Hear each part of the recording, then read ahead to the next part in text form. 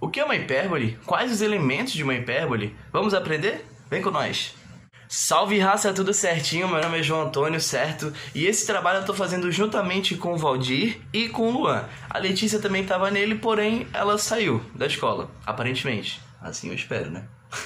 Bom, antes de a gente entender a conta da hipérbole, a gente tem que entender a explicação dela, certo? Então, o que seria uma hipérbole? O primeiro ponto é que a hipérbole seria uma figura geométrica plana. O segundo ponto é que ela é formada por uma interseção, que seria um cruzamento entre um cone e um plano duplo da revolução. Porém, a figura dessa interseção ela também pode ser definida algebricamente, a partir da distância de dois pontos. A hipérbole, independente de ela estar totalmente contidas em um plano, elas são em curvas, vocês vão ver. Para vocês entenderem essa parada de curva e plano e blá blá blá blá blá, temos essa foto aqui como especificação. Bom, mas vendo esse desenho, você viu que tem F1, F2, 2C e várias paradas. Então eu vou explicar para vocês os elementos de uma hipérbole. Bom, temos o F1 e o F2, que são os focos de uma hipérbole. Para você que não sabe, o foco de uma hipérbole seria o centro da hipérbole, tá? Temos o 2C, que seria a distância focal. Temos o 2A, que nesse caso ele seria a medida do eixo real ou transverso. 2B, que ela é a medida do eixo imaginário. O C sobre A, que no caso é a excentricidade. Pô, gaguejei, hein? Nesse caso que a gente viu, teria uma relação entre A, C e B, que nesse caso seria C ao quadrado igual a ao quadrado mais B ao quadrado. Bom, no nosso primeiro caso, a gente tem uma hipérbole com foco no eixo X. E que fique claro que nesses focos serão coordenadas de F1 e F2. O F1 seria menos C e 0 e o F2 seria C e 0. E essa será a equação reduzida com o centro na origem do plano cartesiano e com foco sobre o eixo X. No nosso segundo caso, ele vai ter foco no eixo Y. Neste caso, eles terão coordenadas F1 e F2 igual, porém 0e menos C e 0e C.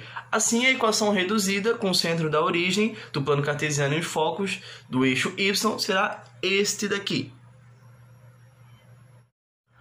Bom, mas agora vamos a exemplos para ser um pouco mais fácil. Exemplo 1. Bom, nesse primeiro exemplo, a gente tem a pergunta: determine a equação reduzida da hipérbole com eixo 6, com os focos F1, que seria menos 5 e 0, e F2, 5 e 0.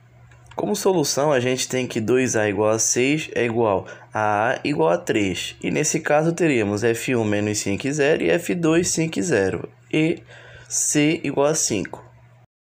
E nessa relação notável, a gente obtém, bom, a conta, né, seria C ao quadrado igual a ao quadrado mais B ao quadrado, que nesse caso C ao quadrado seria 5 ao quadrado e o A ao quadrado seria 3 ao quadrado, mais B ao quadrado. Fazendo a continha, temos que 5 ao quadrado é igual a 25, menos o 3 ao quadrado, que seria igual a 9. Bom, depois temos que B ao quadrado é igual a 16, por conta de 25 menos 9, C, 16. Como B está ao quadrado, temos que jogar raiz, e raiz de 16 é igual a 4. E esta será a equação reduzida.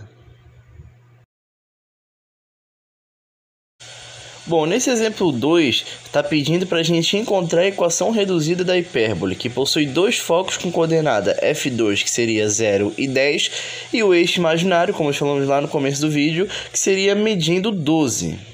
Com essa solução, temos que F2, 0 e 12 seria C igual a 10, e 2B igual a 12 seria B igual a 6.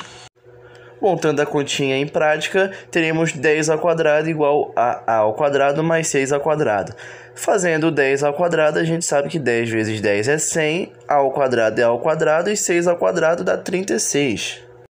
Então, no caso, temos A ao quadrado igual a 100 menos 36, que daria A ao quadrado igual a 64, pois 100 menos 36 dá 64.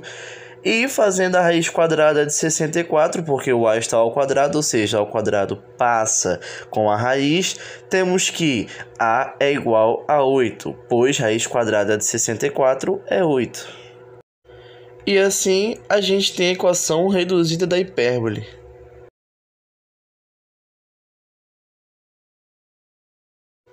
Bom, espero que deu para entender, tá? Qualquer dúvida, só perguntar.